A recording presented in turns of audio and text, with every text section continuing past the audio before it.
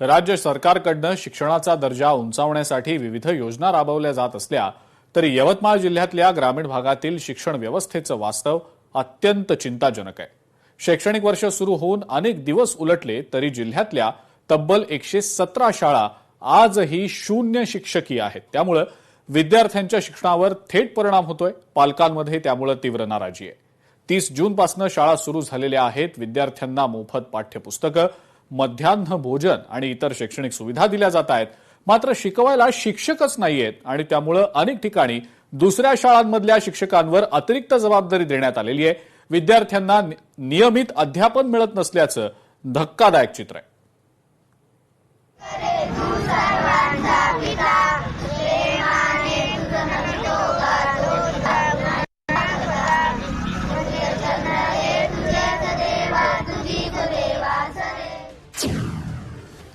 विद्यार्थ्यांच्या शिक्षणाचा प्रश्न गंभीर।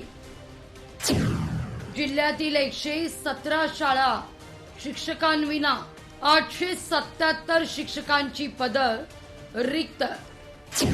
शिक्षक नसल्यानं विद्यार्थ्यांच्या शिक्षणावर थेट परिणाम। जिल्ह्यातील शून्य शिक्षकी शाळांची आकडेवारी पाहता वणी तालुक्यामध्ये सर्वाधिक 45 शाळा शिक्षकांविना आहेत। त्यापाठोपाठ घाटंजीमध्ये 20, रायगावमध्ये 17, झरीमध्ये 15, आरणीमध्ये 11, केळापूरमध्ये 7, बाभुळगाव आणि पांढरकवडा या ठिकाणी प्रत्येकी 6, दारवा इथं 5, दिग्रजमध्ये 2, तर नेर आणि यवतमाळ या तालुक्यात प्रत्येकी 1 शाळा शून्य शिक्षकीय आहे। महागाव, पुसद आणि उमरखेड तालुक्यांमध्ये सध्या एकही शून्य शिक्षकी शाळा नसल्याची नोंद आहे। जिल्ह्यातील शिक्षकांच्या रिक्त पदांची स्थिती देखील गंभीर आहे। सामान्य शिक्षक संवर्गाची एकूण 6188 मंजूर पदे आहेत। त्यापैकी 5311 शिक्षक कार्यरत आहेत। त्यामुळे 877 पदं रिक्त आहेत। या रिक्त पदांपैकी 701 पदांच्या भरतीकरता पवित्र पोर्टलवर जाहिरात प्रसिद्ध करण्यात आली आहे आणि भरती प्रक्रिया सुद्धा सुरू आहे। जिल्ह्यात तब्बल 117 शाळा शून्य शिक्षकीय आहे। शिक्षक नसल्यानं विद्यार्थ्यांच्या शिक्षणावर थेट परिणाम आहे। वणी तालुक्यात सर्वाधिक 25 शून्य शिक्षकी शाळा आहेत। जिल्ह्यात 6188 मंजूर शिक्षक पद आहेत।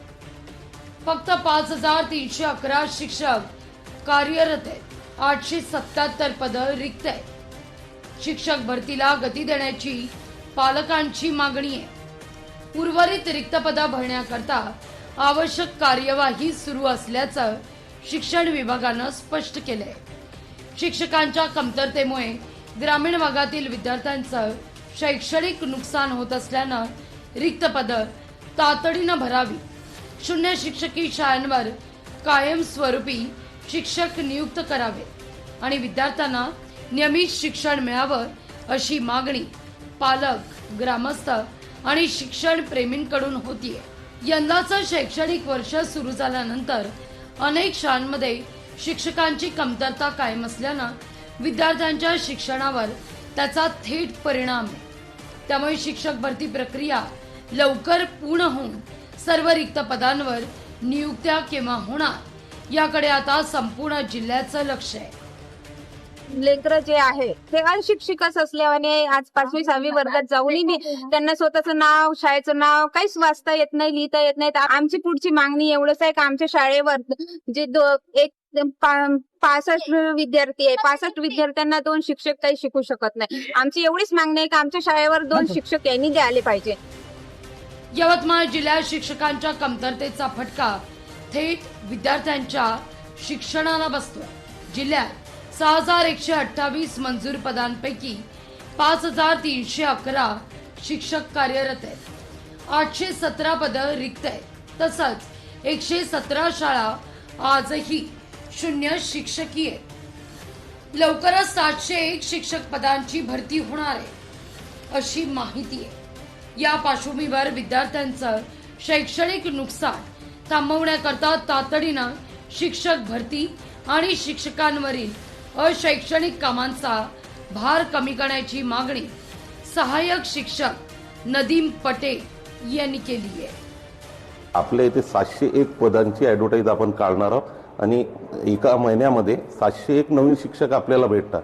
जर असं झाला तर आपल्या जिल्ह्यासाठी आणि आपल्या जिल्ह्याच्या विद्यार्थ्यांसाठी हा खूप एक चांगली गोष्ट होणार. आणि जिल्ह्यामध्ये आणि महाराष्ट्रामध्ये तो शिक्षकांना शिकवण्याचा काम सोडून इतर अशैक्षणिक काम जे त्यांच्या मस्तकीवर मारले गेले त्यामुळे सर्वात मोठं नुकसान होत आहे. म्हणून आम्ही मधात आंदोलन सुद्धा केलेलं होतं का आम्हाला फक्त शिकू द्या आणि अशैक्षणिक कामे बंद करा. यवतमाळ जिल्ह्यातील 131 शाळांवर कायमस्वरूपी शिक्षक नाहीत, तर जिल्ह्यात 832 शिक्षकांची पदं रिक्त आहेत. प्रशासनानं तात्पुरता व्यवस्था केली असली तरी ती कायमस्वरूपी होणं गरजेचं आहे. 2 वर्षांपूर्वी खनिकर्म योजनेतून स्थानिक कंत्राटी शिक्षक नेमण्याचा प्रयोग यशस्वी झाला. त्याच धर्तीवर पुन्हा स्थानिक शिक्षकांची नियुक्ती केल्यास गोरगरीब विद्यार्थ्यांचं शैक्षणिक नुकसान टाळता येईल, अशी माहिती शिक्षण तज्ञ पप्पू पाटील भोयर यांनी दिली आहे. त्याच गावातला शिक्षक कंत्राटी पद्धतीनं समजा जर नेमला तो अधिक चांगल्या रीतीनं त्या विद्यार्थ्यांना शिकवू शकतो. याचा प्रयोग आपण केलेला होता 2 वर्षापूर्वी, परंतु तत्कालीन जिल्हाधिकारी साहेबांनी त्याला मान्यता दिली होती. आपण ते खनिकर्म योजनेतून कंत्राटी शिक्षक नेमले होते. तशा पद्धतीचे आज जिल्ह्यामध्ये 832 शिक्षक कमी आहेत. तशा पद्धतीचे जर शिक्षक नेमले गेले तर निश्चितपणे गोरगरिबांच्या विद्यार्थ्यांचं शैक्षणिक नुकसान होणार नाही. यवतमाळ जिल्ह्यातील शून्य शिक्षकी शाळा आणि शिक्षकांच्या रिक्त पदांबद्दल शिक्षण विभागानं भूमिका स्पष्ट केली आहे. जिल्ह्यात 117 शून्य शिक्षकी शाळा आहेत. या शाळांमध्ये केंद्र आणि गट शाळांमधून अतिरिक्त शिक्षकांची तात्पुरता नियुक्ती करून अध्यापन सुरू असल्याची माहिती शिक्षण अधिकारी किशोर पागोरे यांनी दिली आहे. 877 रिक्त पदापैकी 701 पदासाठी आपण पवित्र पोर्टलला जाहिरात अपलोड केलेली आहे आणि शून्य शिक्षकी शाळेची संख्या 131 नसून 117 आहे. अतिरिक्त शिक्षक घेतले जातात किंवा ज्या ठिकाणी जास्त लोक कार्यरत आहेत त्यापैकी एक शिक्षक हा शून्य शिक्षकी शाळेत टाकून तिथलं अध्यापन कार्य सध्या सुरू आहे. जिल्ह्यात शाळेची इमारत उभी आहे, पण ज्ञानाचा पाया घालणारा शिक्षकच नाहीये. हीच खरी शोकांतिका आहे. शिक्षक भरतीची प्रक्रिया सुरू असली तरी विद्यार्थ्यांना कायमस्वरूपी शिक्षक नेमके कधी मिळणार हा प्रश्न अनुत्तरित आहे. संजय राठोड, लोकशाही मराठी, यवतमाळ.